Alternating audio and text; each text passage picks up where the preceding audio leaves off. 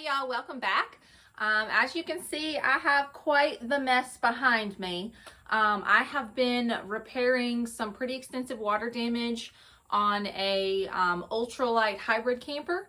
It's got foam walls and thankfully an aluminum frame. So I've been able to repair it, and I'm going to put some extra videos out there for those of you who have foam walls and aren't really sure how to repair it. I've got lots of footage of that, so I'm going to put all that together once this project is done. But today, I have had so many people the past 2 years ask me about aluminum frames, and I haven't gotten lucky enough to work on a camper that has one yet until today. So the question is, how do you attach panels to an aluminum frame? So I did a lot of research on this, couldn't really find anything that I thought would work. I tried an 18 gauge nailer and it just didn't cut it at all. It actually jammed up and bent my 18 gauge nailer.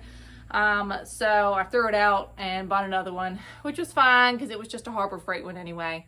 But I have upgraded to this baby. This is a 16 gauge nailer. I bought this on Amazon. It was like 55 bucks. I figured for that price, I would take a chance on it. They're about the same price at Harbor Freight, maybe 10 bucks more expensive, but I wanted to test it out to see if it would nail into the aluminum first. And it did, yay! So for those of you who have aluminum frames, this is gonna be your go-to gun. When I nail or when I attach panels onto the wall, I typically like to use staples. But when I was doing research on a gun, the staple ones were like 3 times the price, and I wasn't fixing to pay $200 for a stapler.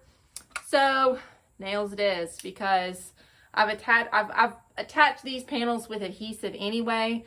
So this is really just going to be to tack the corner or the top and the bottom to the actual trailer itself.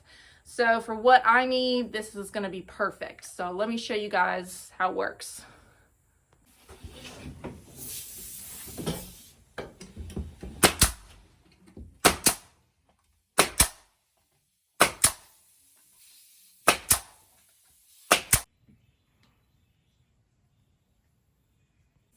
So that is pretty much it. That's pretty much all there is to it. I have 1.25 inch nails in this right now, but inch will work too. The only reason I went with 1.25 inch is because I bought 1-inch ones, and my husband took my truck to work this morning because it was supposed to rain, and they are sitting in the front seat of the truck, and I need them today.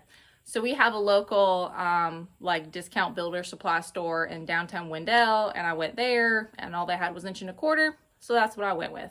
But it's fine because it didn't poke through the other side or anything like that. So yeah, I will put the link to this gun in the comments. And if y'all have any questions about it, let me know. Like, subscribe, and share with your friends so I can buy more nail guns. No, I'm just kidding. Kind of. Bye, y'all.